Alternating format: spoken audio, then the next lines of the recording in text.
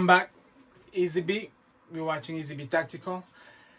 Hope everything's doing well for you. I can't stop talking about my MP5. I can talk about MP5 all day long. So this is a quick update video. It's 2024. What does my MP5 looks like? Which is truly not an MP5 because this is more than an SP5. And this is a PTR 960, which is a clone of a HK SP5. I love this PTR 960 because for the budget under $2,000, which is still a lot of money, right? It's all relative. You still have a lot of good time with this, and you get all the quality and feelings of a real SP5. Perhaps not the branding and not the appeal, but this is good enough. It's been good to me.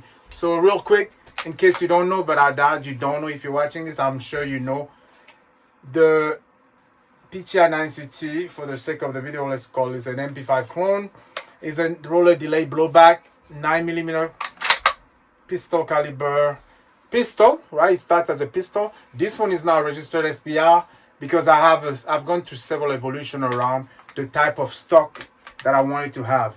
So I do have a foldable stock. I do have a retractable sliding stock. I also have the original cap that came as a pistol, but because this has been registered as an SBR, I've put a fixed stock because I was running it more like a MP5, from police service, a loadout of a police unit or something like that. Especially in Europe, you'll see them running this with a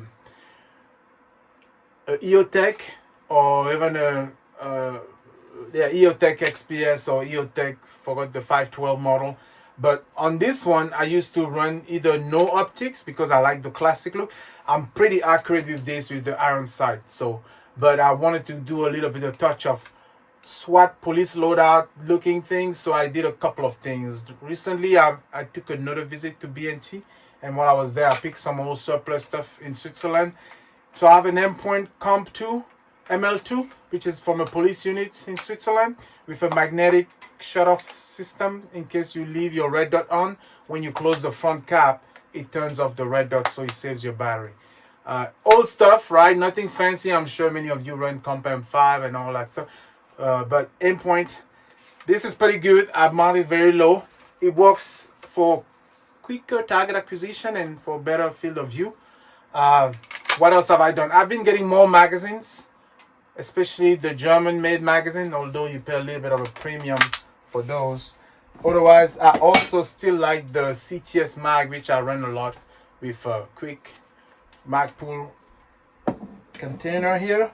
So more magazine on the MP5. I tried the following. I tried the AC Unity, which is a 40 round magazine, but I'm not very satisfied with it because it feels a bit clunky and it doesn't engage necessarily properly every time. So when I shoot this, if you can bear the additional length, it's a little clunky. So I have not been running those very much because they slow me down in terms of reloads.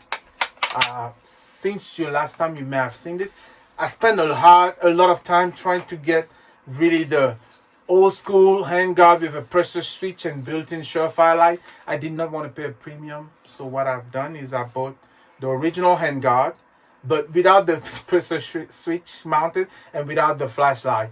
I was trying to source the original flashlight. I haven't been able to do so. So what I did is I got a stream light. I forgot the model, but I mounted right there it fits just enough in that little mount pocket for the actual surefire light, and I'm activating it with my finger with the tail cap button. So it works. Not ideal, but it still works.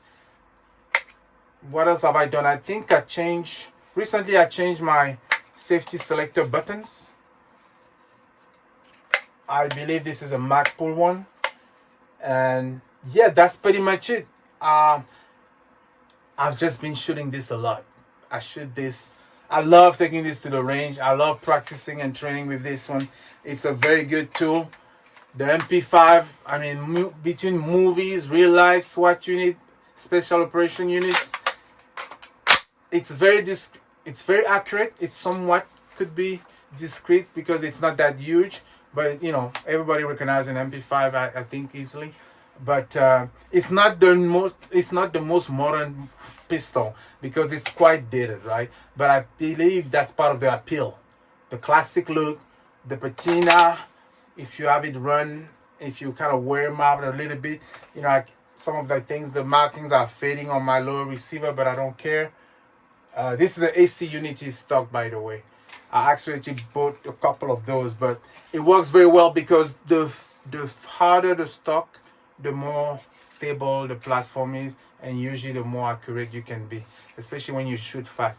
Not that the folding stocks or collapsible stocks are not good enough, but I wanted something really sturdy. I really was trying to reproduce a loadout just because it's sometimes fun. Once you register SBR, you can just change the backing as many times as you want to, and it's really fun to just try to mimic real life loadout. I'm not trying to pose for a cop. I'm not a police officer. I'm definitely not a German police officer, a Swiss police officer, but I like the practicality of the fixed stock. But sometimes when I want to look cool, I put the folding one or I put the sliding retractable stock, which costs a lot of money. But no, this is just a quick update on the PTR 9CT. Still love this tool. I run a bungee sling, either a single point, but usually a dual point between the front and the side here. Or with the stock, there's a quick attach hole here where you can run a tight bungee and then single point mount. So the only other thing that I'm gravitating towards is, in comparison to the PTR 9CT, is my BNT APC 9K Pro. This guy, I feel like it's a modern version of an MP5. I feel like the APC 9 could be the same thing, especially in the integrated suppressed conversion, which I don't have. But if I'm not running the MP5 or the SP5 or the PTR 9CT, I'll pick this guy right here, which is the APC 9K Pro PDW version with a lot of accoutrement, really quick, more compact, even more tactical. But the video was about the PTR, so I don't want to get too excited and talk too much about the BNT. Yeah, I just want to give you a quick update on what I've done to the PTR 9CT. If you run a PTR 9CT, let me know if you have done an SBR registration and if you are running, what kind of stock you run in the back end and what optics do you have. Part of me wanted to paint this receiver gray to make it even more unique. Should I do it or should I not? Or should I just leave it classic and paint something else gray? Let me know in the comments. I appreciate the support. Share the video, subscribe, like it. Till next time. We can't do an MP5 video without slapping it.